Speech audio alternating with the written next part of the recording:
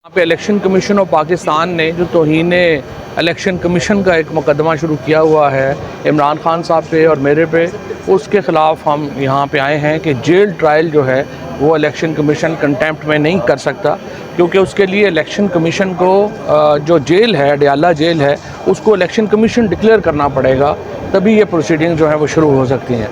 तो उस पर आज आर्गूमेंट्स जो हैं अभी मुकम्मल हुई हैं और फ़ैसला जो है वो उसके ऊपर रिज़र्व कर लिया गया है। उसके बाद जो इस वक्त वैसे जो मुल्क की सूरत हाल है, देखिए जो सारी थ्योरी थी कि अरब वर्ल्ड इमरान खान के इतने ख़िलाफ़ है कि वो पता नहीं अरबों डॉलर के ढेर लगा देगी पाकिस्तान में, ऐसा कुछ नहीं हुआ। अरब दुनिया में पता चला है कि इमरान खान का बहुत एहतराम है। जो वेस्ट है उसका रिएक्शन अब पाकिस्तान में आना शुरू हो गया है। इकॉनमी पाकिस्तान की जो है वो दिन ब दिन डिटेरिएट हो रही है और अब हम सिर्फ एक धागे से बंधे हुए हैं IMF के पैकेज से। आज IMF का पैकेज हमें नहीं मिलेगा तो हमारा बिल्कुल यहाँ पे हमारी कमर टूट जाएगी माशी तौर के ऊपर।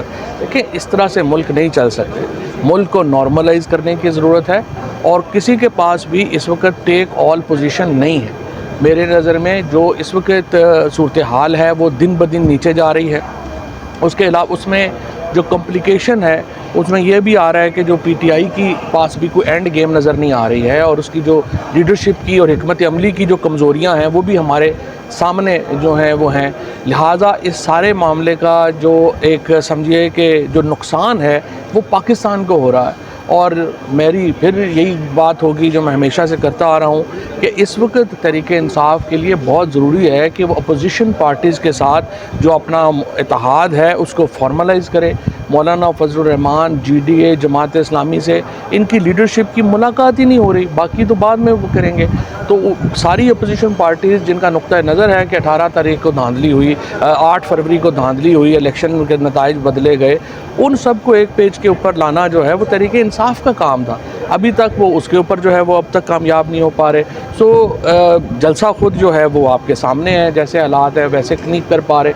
बहुत अहम है कि इस वक्त तरीके इंसाफ को किसी तौर के ऊपर इमरान खान को रिलीफ जो है वो इस्टेब्लिशमेंट ने, हुकूमत ने नहीं देना। देखें ये बात तय है, इसमें बहस में पड़े ही ना कि वो कोई उनके दिल तब्दील हो जाएंगे या वो आपसे जो है वो कोई बातचीत शुरू कर देंगे। कोई ऐसा इम्कान नज़र नहीं आ रहा, क्योंकि वो तो आखिरी हद तक कल जो इद्दत कॉन्फ्रेंस में जिस तरह की प्रेस कॉन्फ्रेंसें हुई हैं, जिस तरह से इमरान खान के साथ जो जेल में सलूक हो रहा है, ये बात तय है कि आपको कोई रिलीफ नहीं मिलना दूसरी तरफ से। लिहाजा आप अपनी स्ट्रेटजी जो है उसको तगड़ा करें, आप अपने जो लोग हैं, अपोजिशन अलाइंस है, उसको इकट्ठा करें और उसके बाद हुकूमत के ख़िलाफ़ एक भरपूर तहरीक की तैयारी करें। इसके अलावा कोई और तरीका नहीं है इमरान खान को जेल से बाहर लाने का। इन शॉर्ट बताइएगा, एक तो इमरान खान ने क्या कहेंगे इस पर? मैं समझता हूँ कि बात यह है कि फ़ोन टैपिंग जब मरियम की हो रही थी तब भी गलत थी, आज जो हो रही है तब भी गलत है। और फ़ोन टैपिंग के ऊपर जो ये एक एक्सट्रीम पॉइंट ऑफ व्यू भी नहीं लिया जा सकता। देखिए फ़ोन टैपिंग जो है वो एजेंसीज़ और पुलिस कर सकती है, लेकिन उसके फेयर ट्रायल एक्ट के अंदर एक पूरा प्रोसेस दिया गया है।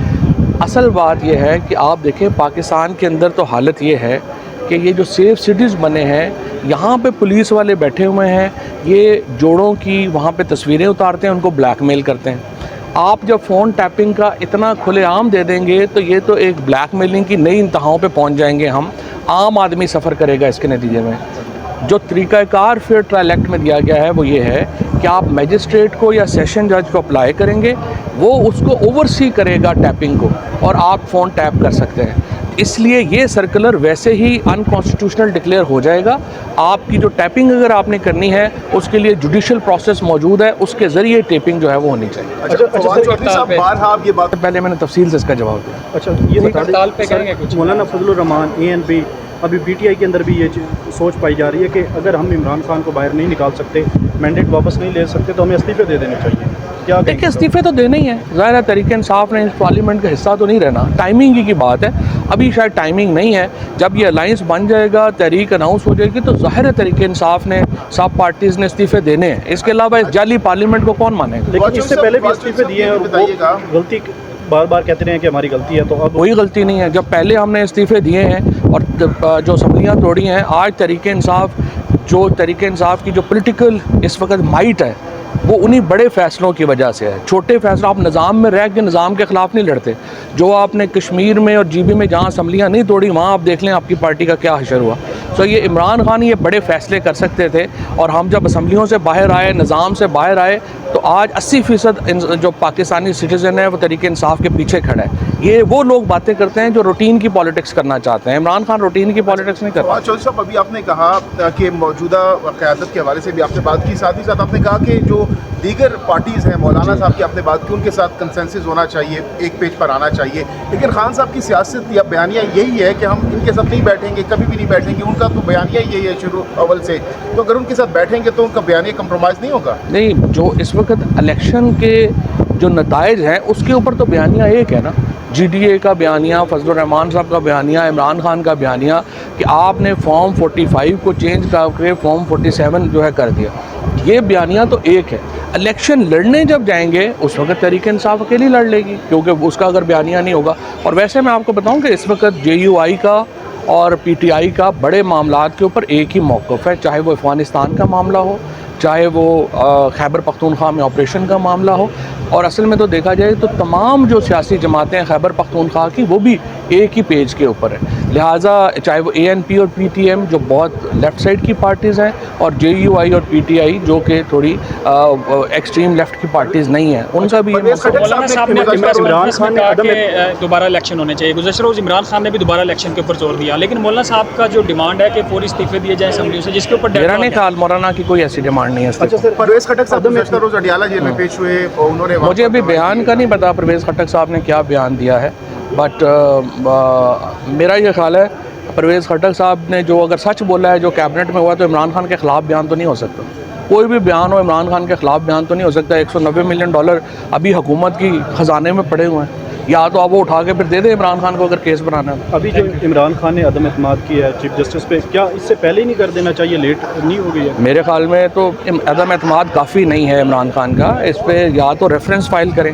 پی ٹی آئی لیاقت جٹھا کی جو اسٹیٹمنٹ ہے, پی ٹی آئی ایک دن ایک بیان دیتی ہے, دوسرے دن دوسرا دن, تیسرے دن تیسرا دے دیتی ہے. ایک دن عامر فاروق صاحب کے خلاف ہوتے ہیں, دوسرے دن دوسرے ججوں کے خلاف ہو جاتے ہیں, تیسرے دن تیسرے. اس طرح تو نہیں چلتا. ایک نان سیریس اسٹریٹجی ہے, نہ ان کو پتہ ہے نہ کچھ. تھینک یو سو مچ. اس کی وجہ کیا ہے کہ یہ بیان ایسے کیوں خان صاحب سے کب تک پتا جو کخ نہیں ہے کہ چودھری صاحب کب تک خان صاحب سے ملاقات ہو سکتی ہے آپ کی؟ جب بلائیں گے چلے جائیں گے, ہمارا تو کوئی مشکل, جب حکم کریں گے.